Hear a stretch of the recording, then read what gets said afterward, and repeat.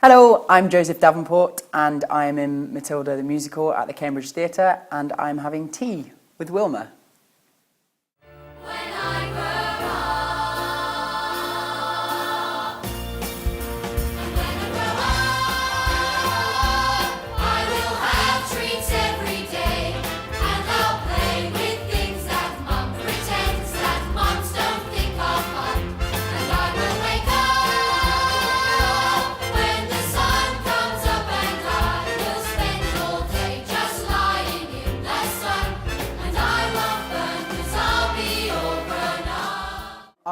I'm originally from up north in Bolton. I moved down here in 2007 and I went to Mount View Theatre School.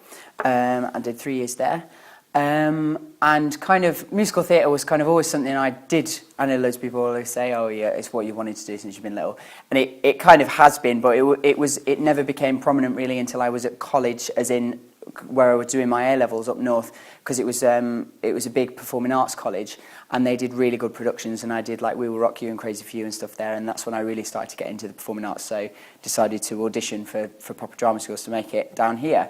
And then went to Mount View in 2007, graduated in 2010. I actually left early to do the all-male Pirates of Penzance, which was at Wilden's Music Hall.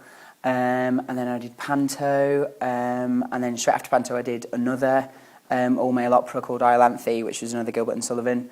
And then went straight into Mamma Mia, which was great fun. I did that for a year, and then literally I was about 3 weeks out of Mamma Mia and then went straight into this. So I've been really fortunate really and quite lucky, and it's great. It's so nice to be in work constantly, you know, because I know so many people who aren't, and a lot of talented people as well who who have to bust through and get so far and only to be knocked down, and it is disheartening, but I truly believe that if you know it will happen in the end if the time's right. So.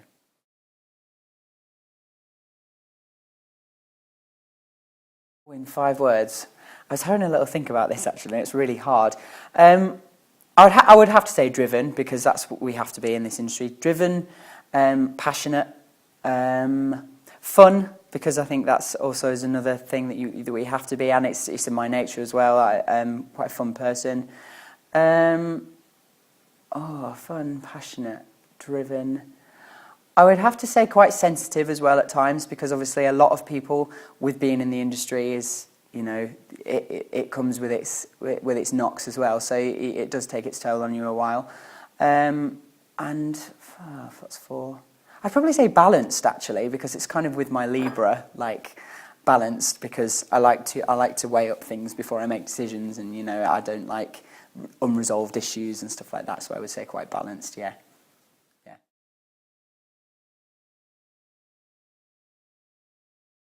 So Matilda the Musical is written by Roald Dahl. Well, the musical's not written by Roald Dahl, but it's based on the novel by Roald Dahl, and it's kind of it's quite different from the film as well. A lot of people who come to see this expect that it's going to be quite similar to the film, and that it does have similarities, but it does stick a lot more to the book. And obviously there's a few things that they've added in here, like a few extra characters and a few different like that. It's basically about a girl who she's really bright, and she, for her age, she's only really young, and she goes to school and meets Miss Trunchbull, who's the headmistress there, who's like the most awful headmistress in the world. But then she also meets Miss Honey, who's her teacher, who you've kind of got the 2 characters then, who you've got the one who she relates with the most, and she can confide in, and then Miss Trunchbull obviously, who's wicked to everyone, and she's got her parents as well who aren't very nice to her, and her brother, and it's a great fun show. I mean, and then she's basically going through her year at school, and then towards the end, Miss Trunchbull, they kind of overthrow Miss Trunchbull because Matilda discovers that she has special powers. So there's all sorts of like writing on the chalkboard and stuff like that happens, and they eventually get rid of Miss Trunchbull, and Miss Honey takes over, and it's all happy endings.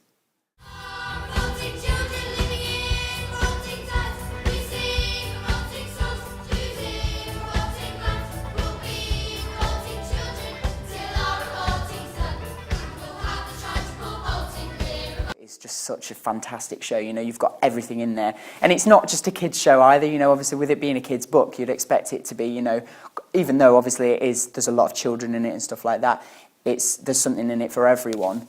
And it's just everything. The music is obviously, all the original score is beautiful, and the choreography is fab. It's edgy and it's out there and it's different, and it's it's got a rock hard script as well that a lot of musicals lack, really, which I think kind of boosts it way up there with the great British musicals which is why it's done so well.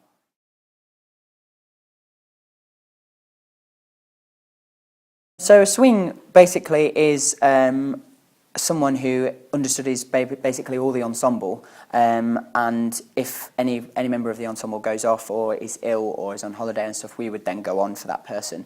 We can also have a cover as well of either a lead or a principal, or a supporting role as well, like I cover the escapologist as well. But basically we would go on in the event of an ensemble member going off. But also with this show, because it's not really gender specific, because it's just set in a school, we actually we could go on for girls as well. We've actually got a girl in the show at the moment who's going on for a boy at the moment, because we're a couple of boys down in the show, so it kind of varies. But it's good because it keeps you on your toes. You're not doing the same track every night. You might be doing a different show every day, which is something very different to kind of what I did last year in Mamma Mia, where it was just the one straight track, and it keeps it fresh for you, I think, because obviously if you've not been on for a track for a while, or if you've not been on at all, then it gives you the opening night, the vibes again of going on for something really exciting. So, so it's basically is an understudy's understudy, I would describe a swing as, really, because you're basically going to go on for everyone who's going to be off. I'm second cover escapologist, and I've actually been on for that. I mean, I with first covers obviously you're guaranteed to go on, but with second covers obviously it gets less likely. But I actually was on last week for the escapologist for 4 shows. I really like that track. I think because it's more of a, whereas compared to like last year where I did where I understudied Pepper, which was a dancey role in Mamma Mia, this escapologist is a big singy role, so it was nice to do something that was completely different. Ensemble wise, I've been on for the bully quite a lot, the school bully, and at first I was like, right, I don't look like a bully at all, but it's great fun, because the good thing about this is it's all the school kids. You can play them all how you want, and you can play them so differently, and that's how it works. If your intention's there, it's going to work, which I think is why obviously the ensemble is so good in this show. They're brilliant. So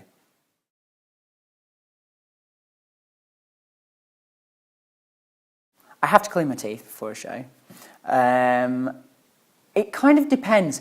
I will always have with me in the show, I never drink cold water. It'll always be either warm or hot water, because I kind of have I don't like drinking cold water for my voice. I get a bit protective over it. And herbal teas is a thing that I tend to have. It's either like lemon and ginger or throat coat tea or something like that. Not because I have vocal problems, just because I've kind of got into a habit now of doing that, and I kind of believe Jakeman's sweets, like guitar pastels and stuff like that, all the little hypochondriac things really that I take just because I think I should, but I like taking them because it gives me peace of mind, and I go, I can have a good show now because I've taken my Jakeman's or something like that. But and obviously warm up all the time. I kind of, in the singing warm up, we do a singing warm up here obviously every day, but I do my own like 5-minute vocal warm-up as well. But it's great here at the because it's produced by the RSC. We actually have like a voice warm-up as well, like just a voice warm-up. So we have that every day as well. That's optional to go to, which is really nice, because obviously, especially for all the shouting and stuff we do as school kids, we need to be careful. So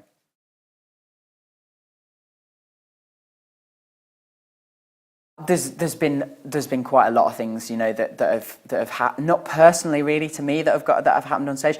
However, here, the first time I went on for an ensemble track, we have in the bows in the finale, it's on scooters, the little scooters, and that number is kind of manic anyway, because you've got kids running around and adults, and it's very structured. There's like figure of eights and stuff like that.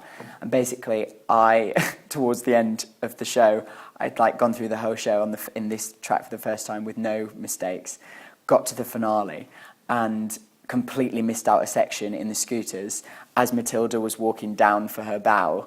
So literally had to zoom across stage on my scooter and nearly took Matilda out, which was awful. I was absolutely mortified when it happened. But looking back now, it's absolutely hilarious, just because I think I'd just relaxed because obviously I'd got through the whole show and thought, oh, it's great, it's gone great. And then obviously there was a little karma knocking at the door saying you need to concentrate now. But yeah, no, I love it when things go wrong on stage because it's, you know, obviously I don't really approve of like prattling around and stuff like that. But if it's, you know, if there's a mistake happens, then go with it. You know, that's the magic of it. So I love it when people corpse because it is just hilarious. They try not to laugh, which makes them laugh even more. And it's the audience love it. Yeah, of course they do.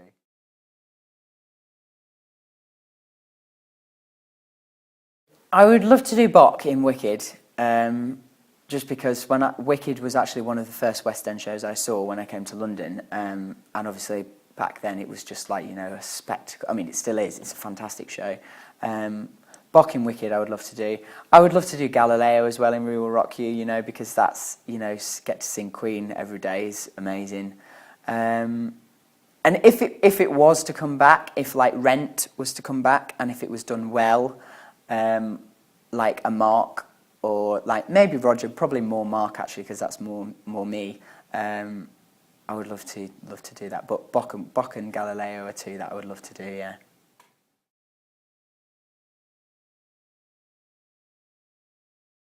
Last show that I saw was The Bodyguard. I saw that. When did I see that? In its previews, just in the last week of its previews, and absolutely loved it. I was kind of going with, you know, because I don't know, this for example, you know, when films are made into musicals, sometimes I'm a bit like ambivalent to how they're going to go.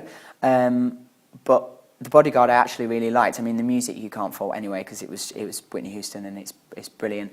The script was good and the acting was really good as well, you know, and the choreography as well. Like I like the way the way the choreographer and the way, because I saw Heather Headley do it as well. I mean, she was just incredible. I really liked the way she kind of made it into a musical as well, rather than kind of like a concert show, you know, which it could have been, because a lot of this, I mean, nearly practically all of the songs are solos or duets for her anyway. So, but no, I loved The Bodyguard. It was great.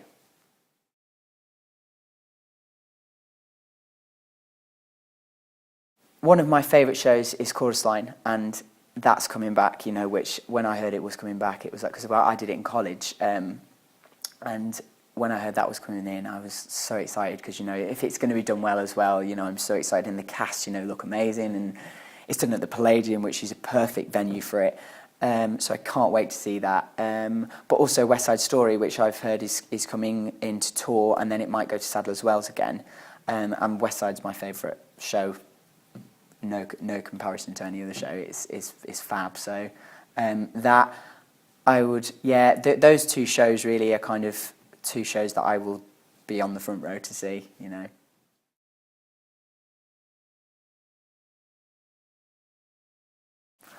God, it's funny actually because there's a lot of songs that I really like which are girls' songs, because I think, you know, it's when you talk to girls and they always say, oh, boys have got better audition songs than girls, and a lot of boys who I speak to will say girls have got better audition songs. I do. Defying Gravity is like one of the best musical theatre songs ever, just because it's got everything in it.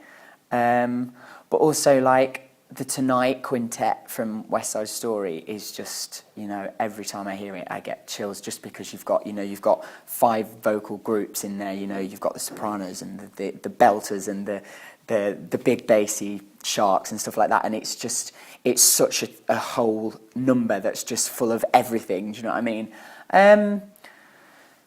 I'm trying to think to sing actually. Because obviously there's a few songs that I rotate if I audition, you know, because there's like a few that you'll have in your rep. I do actually really like singing Proud Lady from The Baker's Wife, just because it's quite a good character-y song, and it's also got range in it, you know, if they ask for a song that's kind of, I actually sang that for Matilda. They wanted quite a wordy song that showed range, and I thought, well, Proud Lady's perfect because it's kind of pattery and it's got a big note at the end. And but yeah, I still would have to say probably my favourite is Defying Gravity, just because it's just, and I think from seeing Wicked, when I saw Wicked for the first time, it was just like, you know, this is incredible.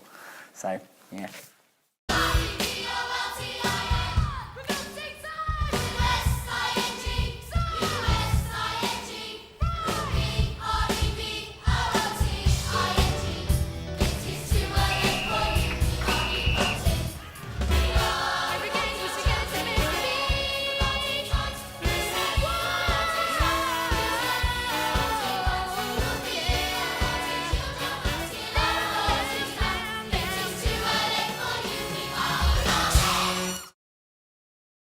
Thank you for having me. It's been delightful.